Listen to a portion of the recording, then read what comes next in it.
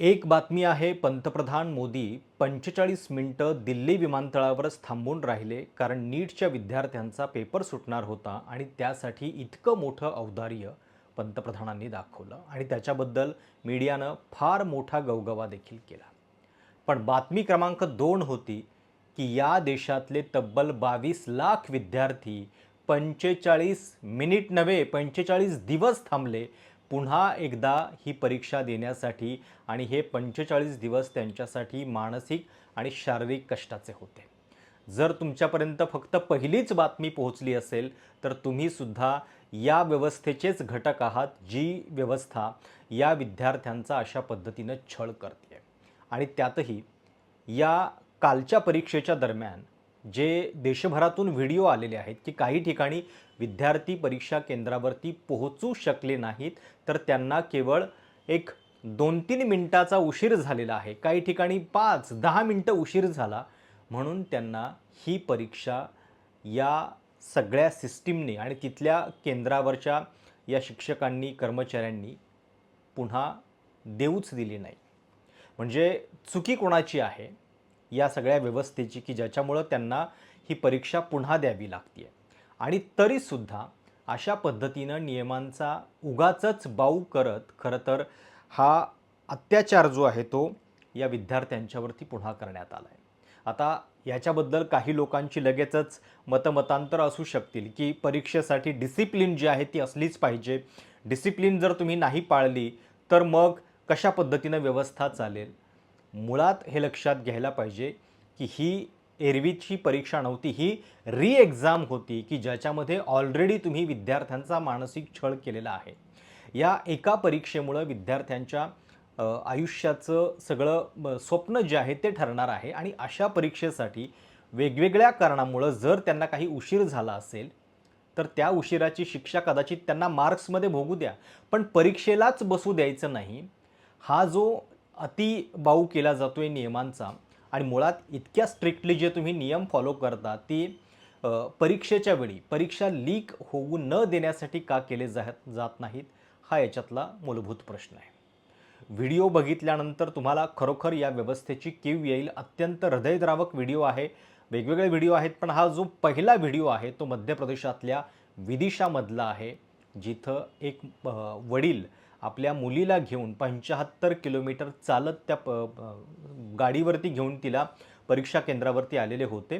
आणि ते सांगतायत तिथल्या शिक्षकांना की मध्ये वाटेत पाऊस लागलेला होता, त्याच्यामुळे आम्हाला थोडंसं थांबावं लागलं, म्हणून उशीर झाला. पण शेवटपर्यंत या मुलीला अलाउड केलं गेलं नाही आणि त्याच्यानंतर मग पालकांचा संताप अनावर झाला आणि त्यांनी गेटवरती डोकं आपटून आपला त्रागा जो आहे तो व्यक्त केला. अतिशय हृदयद्रावक व्हिडिओ आहे. आधी तो व्हिडिओ पूर्ण ऐका.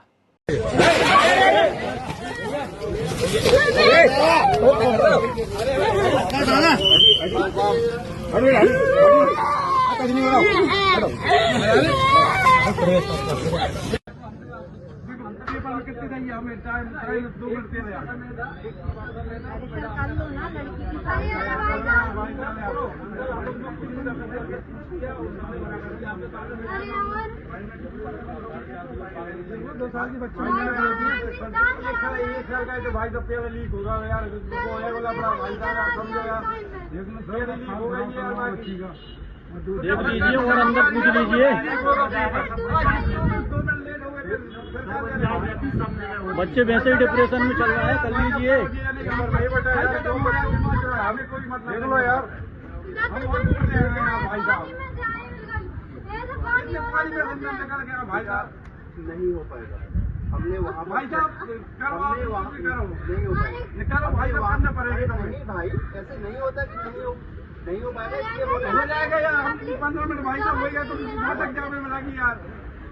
सरकार की एक नहीं बैठा नहीं, सरकार जब का सो रही थी जब लीक भाई तो लीक भाई जब का सो रही थी। हे केवळ मध्य प्रदेशात घडलेलं नाहीये, देशातल्या वेगवेगळ्या भागामध्ये घडलं. बेंगलोरमध्ये सुद्धा तुम्हाला विद्यार्थी दिसत आहेत की अवघ्या काही मिनिटांचा उशीर आणि काही ठिकाणी तर असं पण झालेलं आहे की 2 वाजताचा पेपर त्याच्यासाठी 1:30 वाजता येणं आवश्यक असतं आणि 1:30 वाजता आले नाहीत काही विद्यार्थी म्हणून सुद्धा त्यांना अलाउड केलं गेलेलं नाही आहे. म्हणजे हा जो उशीर तुम्हाला व्हिडिओमध्ये दिसतोय तो उशीर काही 2च्या पुढचा नाही आहे. तो या परीक्षेच्या आधीची जी प्रक्रिया आहे ती पूर्ण करण्यासाठीच्या वेळेचा आहे. पण तरी देखील या विद्यार्थ्यांना ही परीक्षा जी आहे ती पुन्हा देऊ गेली नाही आहे. खरं तर शिक्षण मंत्री देशाचे धर्मेंद्र प्रधान हे आजवर या सगळ्या मुद्द्यावरती राजीनामा न देता बसलेले आहेत. ज्या नॅशनल टेस्टिंग एजन्सीच्या लोकांची या सगळ्या संदर्भात चौकशी व्हायला पाहिजे ती अद्यापही झालेली नाही आहे. मुळात हा सगळा प्रश्न जो आहे तो छोटे मोठे लोक पकडून संपणारा नाही आहे. ज्या लोकांनी यांना आश्रय दिला आणि ज्या लोकांच्या सरकारमध्ये या पेपर फुटीवाल्यांची एवढी हिंमत होते त्यांना तुम्ही धाक दाखवू शकत नाही. तिथे कडक नियम तुमचे गायब होतात आणि या विद्यार्थ्यांना आणि त्यातही बघा म्हणजे काही लोक जे आहेत एका ठराविक वर्गातनं येणारे ते असं सांगतायत की इतकी महत्त्वाची परीक्षा आहे म्हटल्यानंतर या विद्यार्थ्यांना त्याचं मोल कळायला नको का आणि मग किमान आम्ही आमच्या परीक्षेच्या वेळी तर 1-1 तास आधी जात होतो वगैरे वगैरे. लक्षात घ्या परीक्षेला उशिरा जाण्याची कुणाला हौस नसते किंवा कोणी जाणून बुजून ते करत नाही. काहीतरी गोष्टी होतात काहीतरी त्रास होतो म्हणून या गोष्टी घडतात आणि त्यातही देशाच्या खेड्यापाड्यामध्ये वेगवेगळ्या ठिकाणी असलेले हे लोक जेव्हा त्यांना जी 200-200 किलोमीटर लांब तुम्ही सेंटर्स देता तो तुमचा पण दोष आहे आणि त्यामुळं या सगळ्या अडचणींच्यावर मात करत त्यांना तिथं यावं लागतं. कर्नाटकमध्येच एका आईचा कशा पद्धतीनं या सगळ्या प्रकरणानंतर तिच्या पण हुंदका अनावर झाला हे तर म्हणजे अतिशय काळीज पिळवटून टाकणारं दृश्य आहे. आणि मुळात आपण काय म्हणतोय की ही जी परीक्षा आहे या परीक्षेसाठी तुम्ही ऑलरेडी विद्यार्थ्यांची 45 दिवस त्यांना पुन्हा परीक्षा द्यायला लावून मानसिक शारीरिक त्यांची परीक्षा नव्हे छळ केलेला आहे आणि पुन्हा अशा पद्धतीनं नियमांचा तोरा दाखवता. एरवीच्या वेळी ठीक आहे समजा पण किमान अशा परीक्षेच्या वेळी तरी नियम बाजूला ठेवून थोडीशी संवेदना थोडीशी सहवेदना दाखवायला नेमकी काय हरकत आहे हा सुद्धा प्रश्न या निमित्तानं उपस्थित झाला पाहिजे. त्या कर्नाटकमधल्या मुलीचा जो व्हिडिओ आहे तो पण बघा.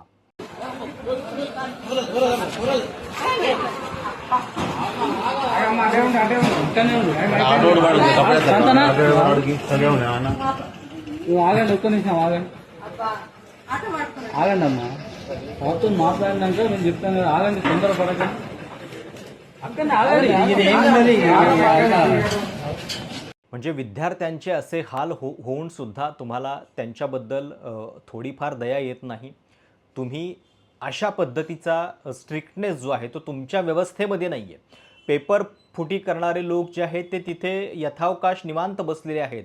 कोट्यवधी रुपये कमावून बसलेले आहेत विद्यार्थ्यांचा हा सगळा छळ करून आणि ज्या विद्यार्थ्यांना तुमच्या चुकीमुळे ही परीक्षा परत द्यावी लागते त्यांना मात्र अशा पद्धतीनं नियमांचा बाहू दाखवला जातोय. अतिशय म्हणजे आपल्या शिक्षण व्यवस्थेचं विदारक चित्र दाखवणारी ही गोष्ट आहे आणि थोडीफार जरी लाज शिल्लक असेल तर या सगळ्या विद्यार्थ्यांच्याबद्दल तातडीनं सरकारनं माफी मागितली पाहिजे आणि त्यांचं आयुष्य त्यांची स्वप्न बर्बाद होऊ नयेत यासाठी काहीतरी तातडीनं उपाय केले पाहिजे. काही ठिकाणी तर म्हणजे वेळेत पोहोचणाऱ्या विद्यार्थ्यांचं सुद्धा शेवटच्या क्षणापर्यंत त्यांची परीक्षा घेतली गेली. अचानकपणे काही सेंटर्स बदलले गेल्याचं त्यांना सांगितलं गेलं आणि या सगळ्यामध्ये बघा कर्नाटकमध्ये केवळ काँग्रेसची रॅली एका ठिकाणी होती म्हणून त्याच्यावरनं भाजपचे खासदार तेजस्वी सूर्या या सगळ्या घोळाला काँग्रेस कशी जबाबदार आहे याच्याबद्दलचे आरोप करतायत. म्हणजे सरकार तुमचं नॅशनल टेस्टिंग एजन्सी तुम्ही राज्यांच्याकडे ही परीक्षा ठेवलेली नाही आहे केंद्राकडनं घेताय.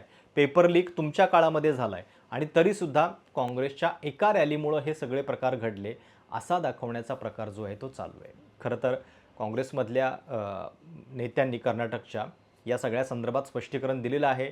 केवळ 3च ठिकाणी ही घटना घडली आणि त्यातही त्यांची नेमकी काय काय कारणं होती याच्याबद्दल सुद्धा त्यांनी सांगितलेलं आहे आणि जर तुमच्या सरकारमध्ये संवेदना असेल तर उलट या विद्यार्थ्यांना संधी द्या, असं सुद्धा काँग्रेसचे नेते म्हणत आहेत. ते काम मोदी सरकार करणार का, हा सुद्धा याच्यातला सवाल आहे. अतिशय म्हणजे आपल्याकडं आता सध्या सगळ्या राजकारणाच्या गोष्टी चालू आहेत, पण तरीसुद्धा हा व्हिडिओ तुमच्यापर्यंत पोहोचवावासा वाटला, कारण हे आपल्या शिक्षण व्यवस्थेचं अशा पद्धतीचं चित्र आहे की जिथं आपण या विद्यार्थ्यांची अक्षरशः परीक्षेच्या निमित्तानं छळछावणी करून ठेवलेली आहे. तुम्हाला या सगळ्याबद्दल नेमकं काय वाटतं? तुमच्या प्रतिक्रिया आवर्जून कळवा. चॅनल सबस्क्राईब करायला विसरू नका. धन्यवाद.